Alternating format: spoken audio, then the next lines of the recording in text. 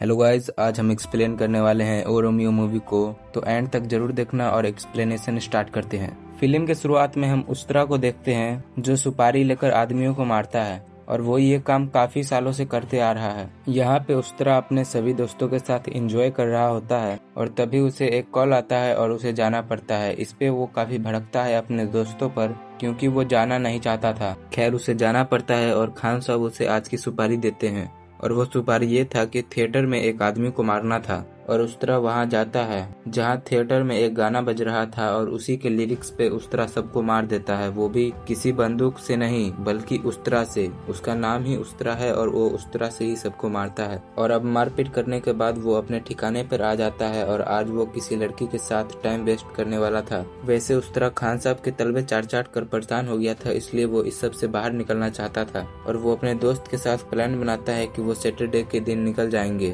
और जैसा कि मैंने बताया, उस्तरा आज लड़की के साथ टाइम बर्बाद करने वाला है और तभी हम एक लड़की को देखते हैं जो उस्तरा के साथ आज एंजॉय करने वाली थी, जिसका नाम अब्सा है। लेकिन उस्तरा उसे नॉर्मली ही लेता है। तभी बातों ही बातों में अब्सा बोलती है कि उसे पता चला है उस्तरा सुपारी लेता है, इसलिए वो 4 आदमी की सुपारी लेकर आई है। तो उस्तरा पूछता है किसे मरवाना चाहती हो और वो नाम बताती है जलाल भाई, शंकर पटारे, अंसारी और शंकर जो एक पेशे से वकील है। इन चारों का नाम बताती है। ये सुनकर उस्तरा चौंक जाता है क्योंकि इस सब के बारे में उसे पता था। वो ये सुनकर अब्सा को बोलता है कि तुम गलत जगह पर आ गई हो और उसे वहाँ से भेज देता है। लेकिन अब्सा पूरी रात एक चाय के दुकान पर उसके ठिकाने के बाहर ही थी और उस्तरा जब उसे देखता है तो हैरान रह जाता है क्योंकि वो अभी तक वहीं पर बैठी थी। और ये सब होने के बाद उस्तरा एक डांस बार में जाता है और वहाँ से आने के बाद वो सो जाता है। फिर अगले दिन जब देखता है तो वो लड़की वहीं पर थी, तो दोस्तों से बोलकर उसे अपने पास बुलवाता है और उस्तरा अब डील करता है। वो बोलता है कि अगर मैं इन चारों को मार दूं तो मुझे बदले में क्या मिलेगा।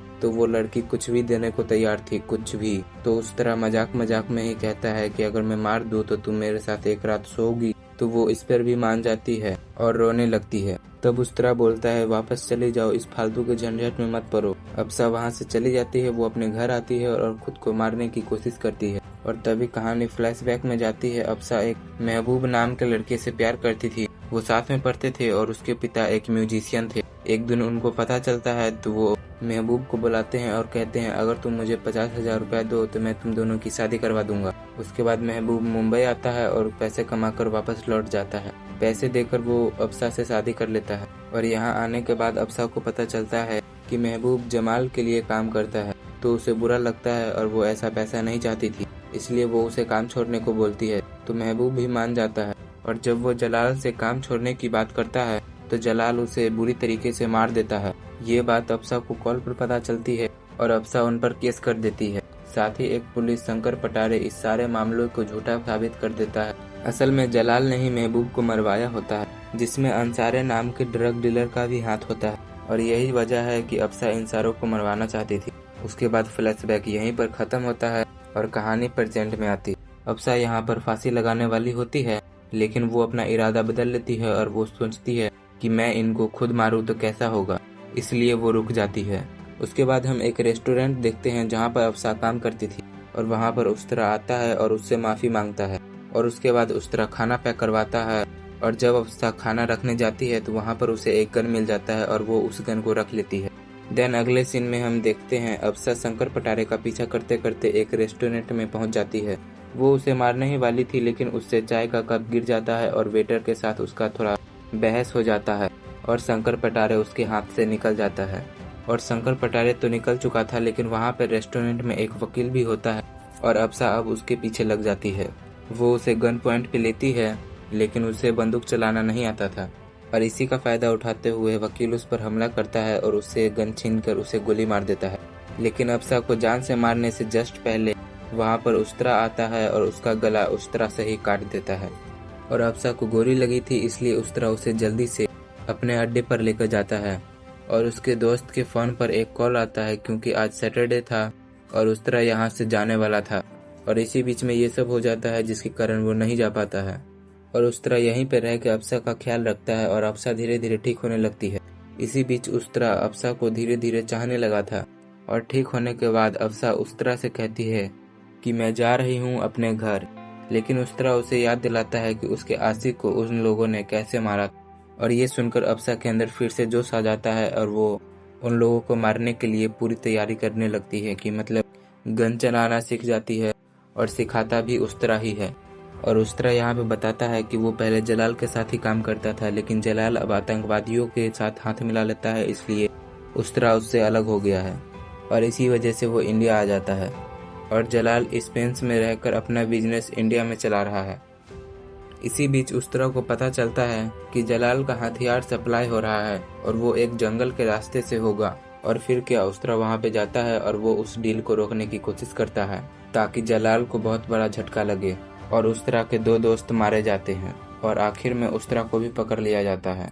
देन इधर जलाल को भी खबर पहुंच चुका था कि उस्तरा पकड़ा गया है, लेकिन तभी वहां पर अप्सा पहुंचती है और फायरिंग फिर से स्टार्ट होती है और इसी बीच उस्तरा खुद को छुड़ा लेता है और सबसे फाइट करके सबको नॉकडाउन कर देता है और फिर उस्तरा और उसके बाकी दोस्त वहां से निकल जाते हैं। और जब ये बात जलाल को पता चलता है तो उसे बहुत ही बड़ा झटका लगता है और इधर उस्तरा सदमे में था कि उसके दोस्त मारे गए और यहाँ पर अप्सा बोलती है कि तुमने ही मुझे उकसाया था, वरना ये सब नहीं होता। और ये सब होने के बाद वो दोनों वहीं पर सो जाते हैं। अगले दिन जब उस्तरा उठता है तो अप्सा वहाँ पर थी ही नहीं। वो उसे हर तरफ ढूंढता है लेकिन वो कहीं नहीं मिलती।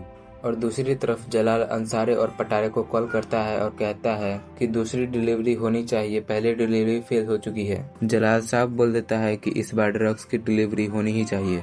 उसके बाद जलाल की पत्नी को दिखाया जाता है जिसकी मानसिक हालत ठीक नहीं है। दरअसल उसका बच्चा पैदा होने से पहले ही मर गया था, इसके लिए उसकी ऐसी हालत हुई है और जलाल अपनी बीवी से बहुत प्यार करता है। उसके बाद हम उस्तरा को देखते हैं जो पूरी तरीके से अप्सा के प्यार में पड़ चुका है। इसी बीच खान साहब आता है और वो बोलता है कि जलाल अब बहुत बड़ी ड्रग्स की डील करने वाला है और उसे किसी भी हालत में उनके ड्रग एम्पायर को खराब करना है। खैर बातों ही बातों में उस्तरा अप्सा की फोटो खान साहब को देता है और वो कहता है कि मुझे ये लड़की किसी भी हाल में चाहिए और खान साहब बोलते हैं कि मैं पूरी कोशिश करूंगा। और उसका दोस्त भी उसे मनाने के लिए पूरी तरीके से कोशिश कर रहा था। वो दूसरी कॉल गर्ल को लेके आता है लेकिन उसका मन पूरी तरीके से भर चुका था। लेकिन दूसरी तरफ ड्रग की पैकेजिंग स्टार्ट हो गई थी और फिर क्या, उस्तरा वहां पर पहुंचता है और उसके पूरे अड्डे को तबाह कर देता है। किसी तरह अंसारे और पटारे वहां से जान बचाकर भाग जाते हैं। उसके बाद वो जलाल को फोन करके बताता है कि उस्तरा ने उसके पूरे अड्डे को हिलाकर रख दिया है। दूसरी तरफ उस्तरा को भी याद आता है कि अप्सा पहले चाची की दुकान में काम करती थी, जिसके बाद वो चाची का पीछा करने लगता है। उसे पूरा उम्मीद था कि चाची अभी भी अप्सा के कांटेक्ट में जरूर होगी। और फिर हमें अप्सा दिखाया जाता है, वो गणपति बप्पा के विसर्जन में गई थी। यहाँ पर लगता है अप्सा ने शंकर पटारे से शादी कर लिया है। वो उसके साथ अंसारे से मिलती है। खैर विसर्जन के बीच में ही सब डांस कर रहे थे, शोर का माहौल था और इसी का फायदा उठाकर अप्सा अंसारे पर हमला कर देती है और उसे मार देती है।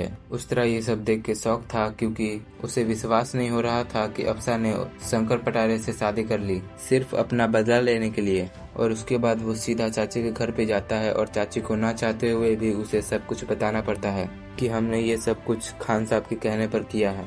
और खान साहब के कहने पर ही चाची ने अप्सा की शादी उस पुलिस वाले से करवाई थी, अप्सा की माँ बनकर। और उस तरह सीधे उस पुलिस वाले के घर पर पहुंचता है जहाँ पे बस अप्सा थी। फिर वो अप्सा से बात करता है। फिर अप्सा बोलती है कि मेरे चलते तुम्हारे दोस्त मारे गए और मैं इससे ज्यादा कुछ नहीं चाहती थी, इसलिए मैं वहाँ से चली आई। सीधे से बोलूँ तो मैं तुमसे प्यार नहीं कर सकती हूँ। ये सुनकर उस तरह वहाँ से चला आता है। और उसके बाद खान साहब और अप्सा एक ट्रेन में मिलने वाले थे और ये खबर शंकर पटारे को पता चल जाती है, लेकिन उसे ये नहीं पता था कि अप्सा खान साहब से मिलने वाली है। उसे बस ये पता था कि उस तरह खान साहब से मिलने वाला है, इसलिए वो अपनी पूरी फोर्स को लेकर वहाँ पे आता है और ये बात उस तरह को भी पता चल जाता है। और फिर क्या, उस तरह ये सब बात खान साहब को बताता है कि आगे उनका इंतजार बहुत धूमधाम से किया जा रहा है, जिस पर अप्सा को तुरंत ही ट्रेन से उतार दिया जाता है। और जैसे ही ट्रेन आगे बढ़ती है, इंस्पेक्टर और उनकी पूरी टीम ट्रेन में घुस जाते हैं। यहीं पर हमें जबरदस्त फाइट देखने को मिलती है। चारों तरफ गोलियां चल रही थी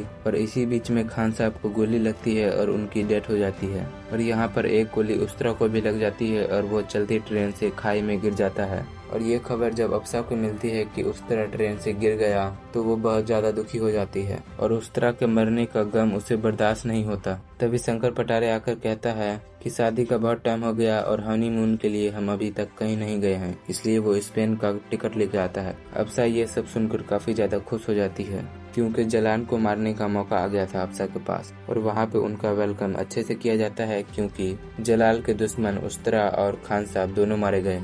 और इसी बीच अप्सरा जलाल पर हमला करती है, लेकिन जलाल बहुत शातिर होता है, वो उसे पकड़ लेता है। तभी पटारे वहाँ पर आता है और अप्सरा को बुरी तरीके से पीटता है और वो उसे बताता है कि जब मैंने खान को वहाँ पर मारा था तो उसके पॉकेट में तुम्हारी आईडी मिल गई थी और जानबूझकर मैं तुम्हें यहाँ पर लेकर आया हूँ क्योंकि मुझे जलाल ने कहा था। और उसके बाद वो जलाल को कहता है कि क्या मैं इस लड़की को मार दूं, लेकिन जलाल बीच में आकर उसे रोक लेता है। फिर जलाल कहता है कि मैं उस्तरा के साथ काम करता था और मेरे को लगता है कि उस्तरा अभी तक नहीं मरा है, वो इस लड़की को लाने जरूर आएगा। और उसके बाद जलाल पटारे को पकड़ लेता है और अप्सरा को इशारा करता है कि तुम अब इसे मार सकती हो और फिर अप्सरा उसका सिर फोड़ देती है। उसके बाद हम उस्तरा को देखते हैं जो अभी जिंदा है और उसका इलाज चल रहा है। 3 महीने के बाद वो ठीक हो जाता है और अप्सरा के लेने के लिए वो डायरेक्ट स्पेन पहुंच जाता है। और फिल्म के लास्ट में एक मस्त फाइट सीन होता है और ये लड़ाई बहुत ही भयानक होता है जहाँ पर उस्तरा जमाल को मार देता है और अप्सरा को छुड़ाकर अपने साथ ले जाता है। और सबसे मेन बात, खान साहब भी अभी मरे नहीं हैं, वो भी अभी जिंदा ही है। और तुम्हारे लिए कमेंट बॉक्स में एक सरप्राइज है, चेकआउट जरूर करना। मूवी यहीं पर खत्म होती है और मूवी आपको पसंद आई हो तो लाइक करना, नहीं भी आई हो फिर भी लाइक करना और सब्सक्राइब तो जरूर ही करना। मिलेंगे किसी नेक्स्ट वीडियो में, तब तक के लिए जय हिंद।